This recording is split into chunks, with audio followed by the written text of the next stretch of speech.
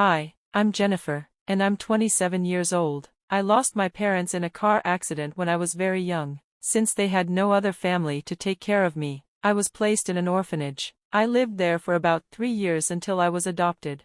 My adoptive parents turned out to be billionaires, which completely changed my life. They gave me everything I needed but kept my adoption private because they didn't want attention for it. When I became an adult and got my own place, my adoptive parents traveled to Europe to expand their business. Around that time, I met Jack, who later became my ex-husband. Jack and I met in college and hit it off right away. He was fun, kind, and easygoing, which made me like him even more. After dating for a while, we made it official. Our relationship was great, but there was one big problem: Jack's family didn't like me. I met them for the first time after we graduated. Jack wanted to wait until we both had stable jobs before introducing me. He had warned me that his parents were very judgmental and that I needed to make a good impression. I wasn't too worried, but I was still nervous. By the time I met them, Jack and I had been together for 4 years and were already engaged. I knew that might not sit well with his parents since they had never met me before. The night before the meeting, I panicked. "They're going to hate me, Jack." "No, they won't, I promise," he reassured me.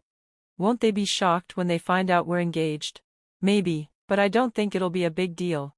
"Are you serious? You were nervous about introducing me because they're so judgmental, but now you think telling them we're engaged won't make it worse?" Jack shrugged. "Even if they don't approve, does it really matter?" "Not to me, but I don't know about you. You seem to care a lot about their opinion." "It won't bother me," I said, trying to sound confident, "but maybe we should wait a month before telling them about the engagement, just to be safe." "If that makes you feel better, we can do that," Jack agreed. The real reason I was so anxious was that Jack always made a big deal about how his parents wouldn't approve of me. I was starting to understand why.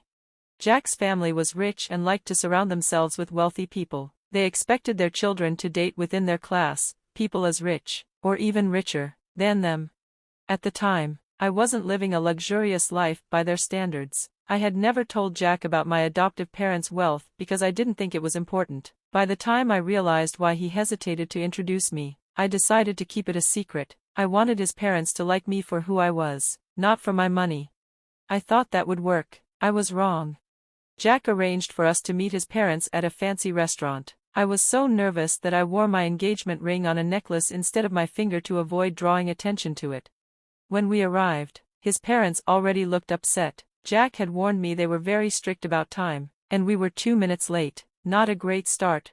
They looked me up and down, then ignored me completely while talking to Jack. I felt invisible. The longer it went on, the more I wanted to leave. Finally, Jack spoke up. "Mom, Dad, you can't just talk to me. This is my wonderful girlfriend, Jennifer." His mother barely glanced at me. "Oh, hello, it's a pleasure to meet you." I smiled. "Hi, it's nice to meet you too." She scoffed. "I wish I could say the same." "Mom," Jack protested. "What? I'm just being honest." His father turned to me. "So, Jennifer, I heard you and Jack met in college. How did you manage to attend? It's an expensive school and hard to get into." Jack clenched his jaw. "Dad, stop." "Jack, don't be rude. It's a valid question. Jennifer, please answer." I forced a smile. "I got a full scholarship. I'm really grateful because not only did I get a great education, but I also met Jack. He's one of the best things that ever happened to me." His mother rolled her eyes. "Of course, he is. He's rich, and you need that kind of money. At least you're smart because you certainly don't have the looks for it." That was the last straw. Jack stood up. "That's enough. We're leaving. Come on, Jennifer." He grabbed my hand, and we walked out. I was in shock. I couldn't believe how openly rude they were. I didn't even feel angry. I was too stunned. The car ride home was silent. Jack was furious, but I just sat there, numb. I had tried so hard to make a good impression, yet they had judged me before I even said a word. 4 weeks, Jack refused to speak to his parents. When they finally texted him, they accused us of being disrespectful for walking out. Jack ignored them until a month later when he finally responded, with a single message telling them we were engaged. His parents were furious. They tried to take control by offering to pay for the wedding, but only if they made all the decisions. Jack and I wanted nothing to do with that, so we did the only thing we could. We eloped. I crossed my arms and stared at Jack, frustration bubbling inside me. I don't see why I should apologize. You've always stood up for me before. Why is this any different?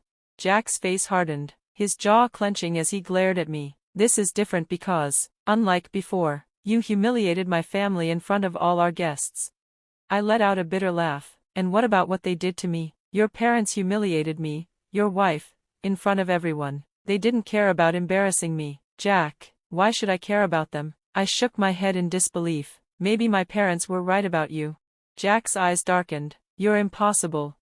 Without another word, he turned on his heel and stomped out of our bedroom, slamming the door shut behind him. I heard his heavy footsteps as he walked down the hall, then the click of the guest room door.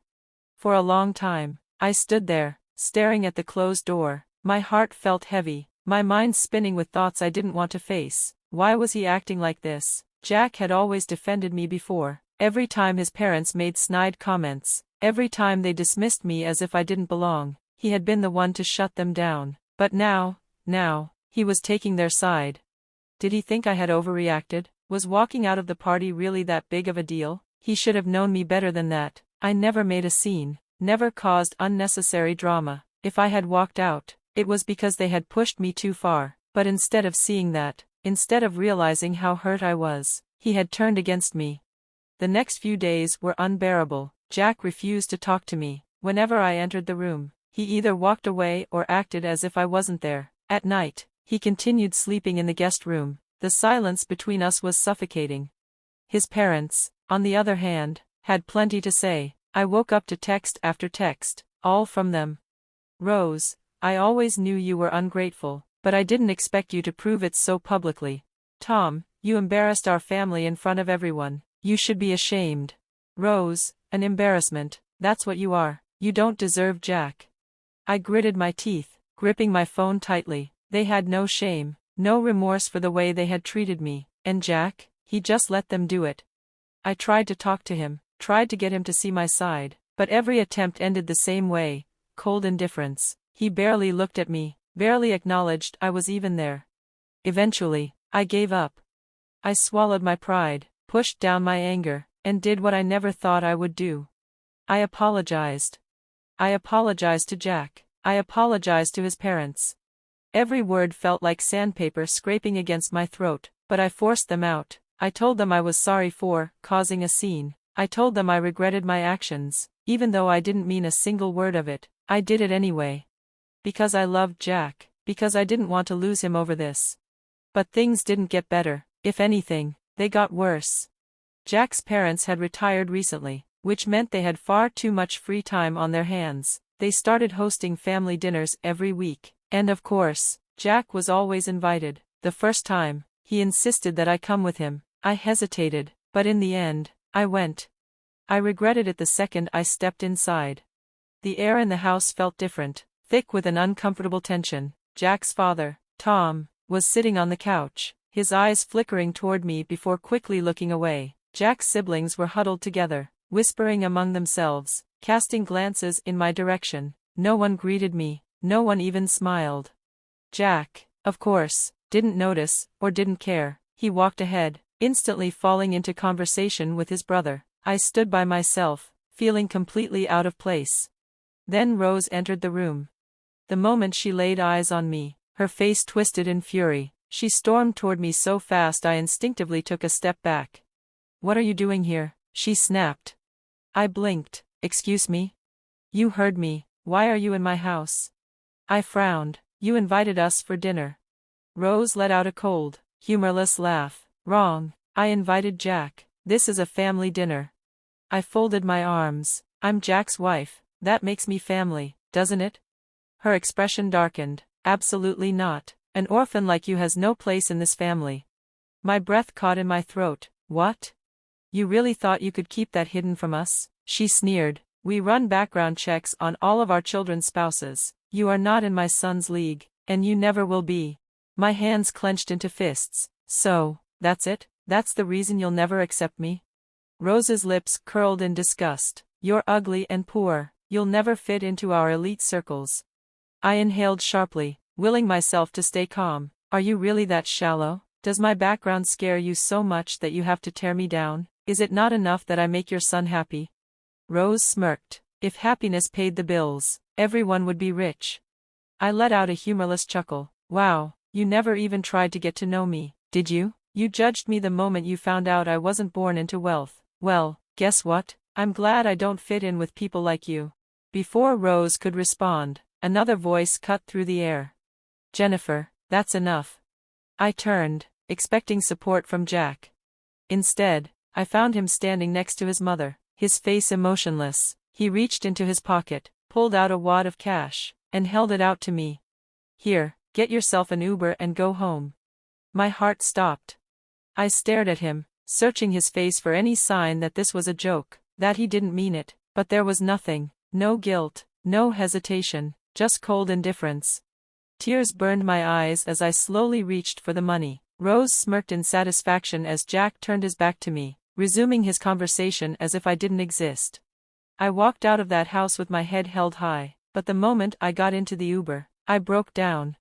I didn't understand. Jack used to be my biggest supporter. He used to be the one who defended me against his parents, so why had he changed? Was this his way of making it up to them, of proving his loyalty after what happened at the party? Whatever it was, it hurt.